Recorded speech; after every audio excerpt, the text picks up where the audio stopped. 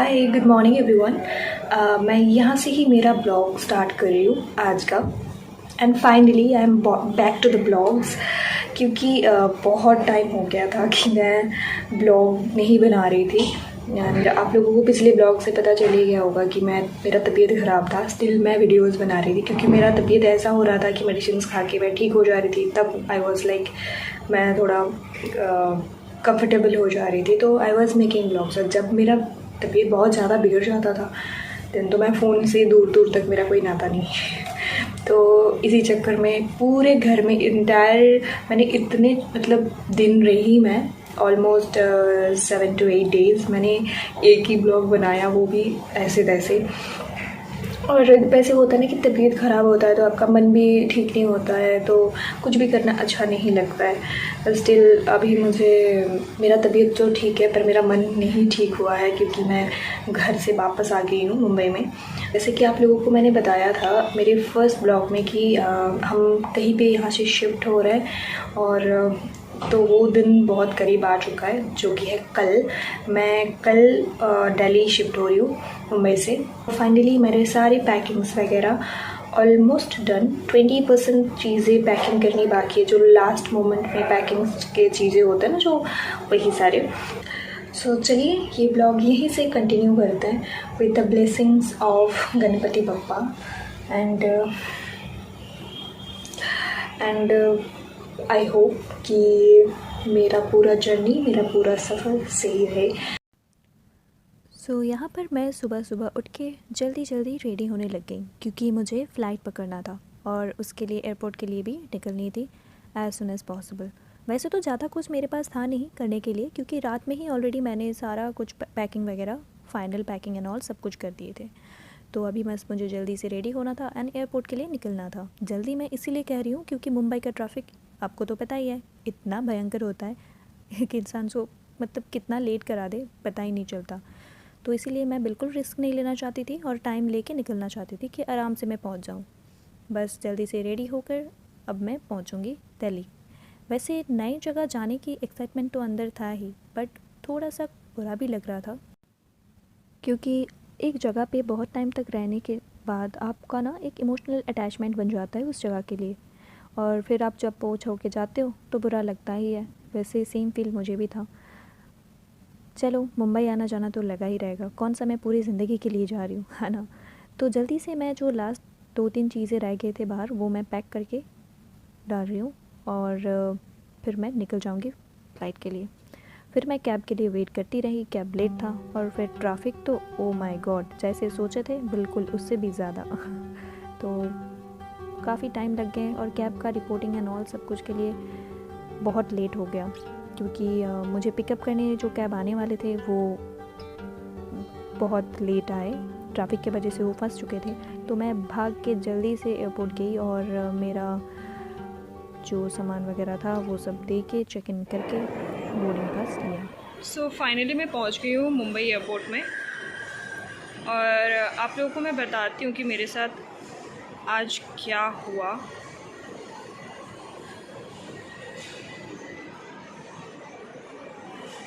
और तो फाइनली मैं एयरपोर्ट में पहुंच चुकी हूँ, और आज मेरे साथ बहुत ज़्यादा एक ट्विस्ट वाला यू कैन से कि कुछ हुआ, जो कि ये था कि शायद कुछ मिसकम्युनिकेशन की वजह से या फिर ट्रांसपोर्ट इशू की वजह से मेरा कैब बहुत ज़्यादा लेट पहुंचता है मुझे पिकअप करने के लिए।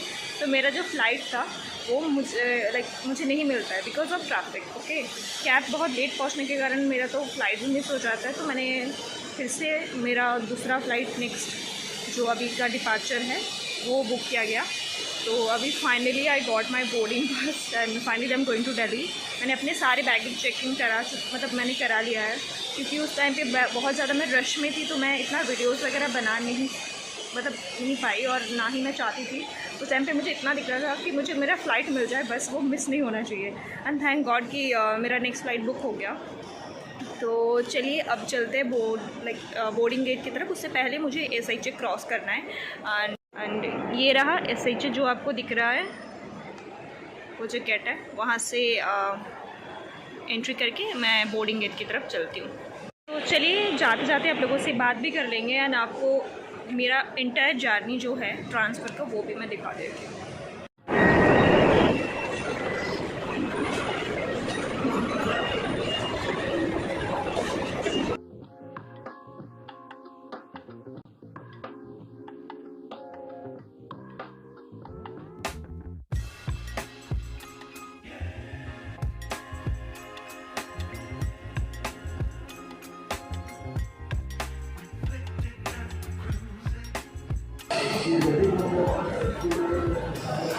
फाइनली मैं गेट की तरफ जा रही हूँ और मेरा गेट है बहुत दूर, तो बहुत ज़्यादा चलना पड़ रहा है।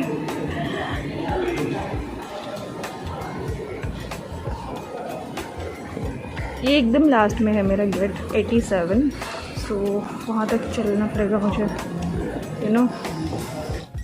पता नहीं मेरे साथ ही ऐसा ट्रेजेडी क्यों होता है, लास्ट मोमेंट में गेट चेंज होके 87 से 49 हो गया, फिर से भागो।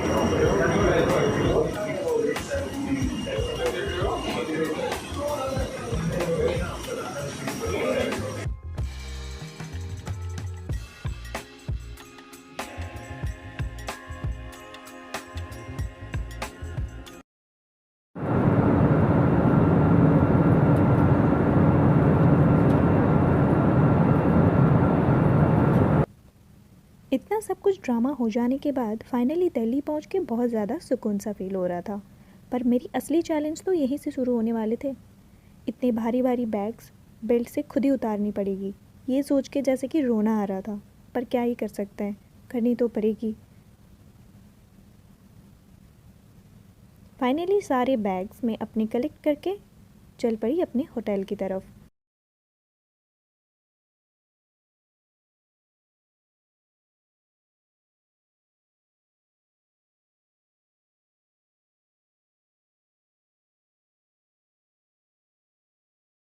हेलो एवरीवन, सो फाइनली मैं पहुंच गई हूँ दिल्ली, मेरे मंजिल तक। और मैं अभी अभी होटल में पहुंच के बस फ्रेश होके बैठी हूँ और मैं फिर से आप लोगों के पास आ गई हूँ बात करने।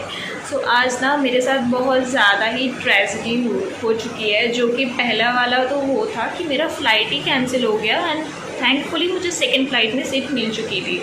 And the second thing was कि मैं बहुत पहले as per the second flight का डिपार्चर के अकॉर्डिंग मैं पहले ही पहुंच गई थी, इसीलिए मेरे पास बहुत ज़्यादा टाइम था।